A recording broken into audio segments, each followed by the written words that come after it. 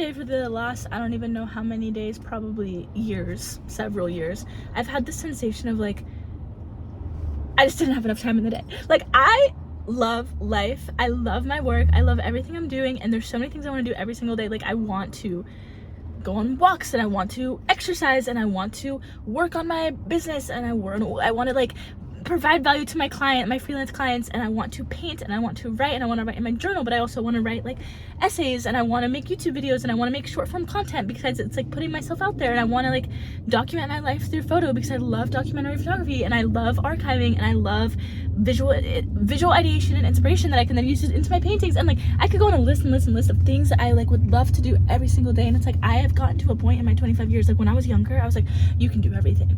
Like, my lips are blue because I'm drinking a blueberry matcha. No, it's actually like butterfly something. But when I was younger, I was like, you can do everything, but you can only do one thing at a time. I knew that. I've always known it's like one thing at a time. But now I'm like, I need to somehow prioritize or lessen the list. And that's hard. It's like the fig tree thing, right? It's like difficult because there's so many things that I love to do. Excuse me. And every day I run out of time. And like, I do think it's probably like 30 to 40% a time management issue of like, girl, like there's little moments here and there where you could just kind of be more dialed with your time. But like, low-key, as an artist and a creative, sometimes it just doesn't work that way. Like, sometimes you need like an hour to kind of stare at the ceiling or like stare at the sky, and like that is productive because like there's things clicking in your subconscious. So anyways, my point with that being like, yes, I know there's some ways that I can manage my time more effectively, and also, this is a big note, set boundaries with the people in my personal life, but also in kind of like my work life. Like for example, freelance world, like scope creep is real. I signed a contract recently. I've been putting in way more hours than I planned to there. And that's just like part of the game. Like, that's how it goes. But I need to learn to set stricter boundaries, not only with the people that I work with, but myself, in that like, okay, you have to give yourself some structure. You have to give yourself a system so that all of the things that need to get done that like move your vision forward and your business and like your personal brand and like your art and like your love, your life's work, like all of the things that I kind of talk about all the time, like you need time to dedicate to that. And like, I've always kind of seen it that way, and that's why I've always done gig stuff, I've always done freelance work, because like I always have needed time to kind of explore my creative endeavors.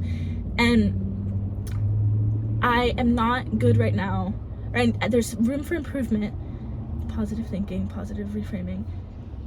There's room for improvement for me to set boundaries with myself so that I'm not constantly working, that I have some time with my boyfriend, my loved ones, my family, my friends, and that I can still prioritize my own stuff instead of like falling into like the client freelance trap. So that is solution number one. Solution number two, time management. There's certain things that I need to be a little bit more on top of, one of them being the sleep schedule. I will have a moment where I'm like in flow in the studio or like writing or just like working on something for work, and now it's literally 1 a.m. I have a like 5 a.m. 6 a.m. wake up in theory if I want to get on time to the gym and then start my next day. That is gonna just like throw off the next couple days. Now you're tired, now you're not as sharp, now you're not like cognitively performing in the way you need to be.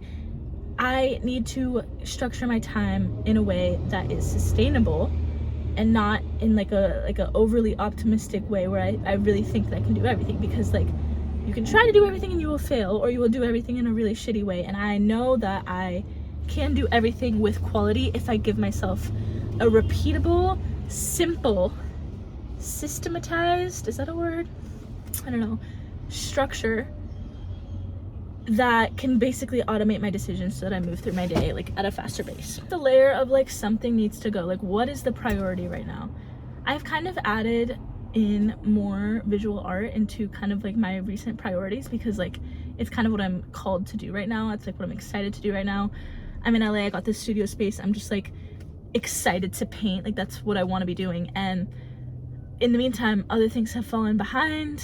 But then at the same time, I've been working like freelance stuff way more than I was like 3 months ago.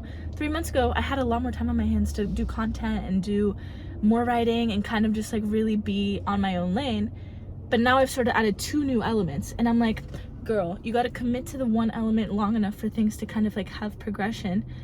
But at the same time, I'm trying to follow like what I'm excited to do in any given moment. So yeah, there's room for improvement there.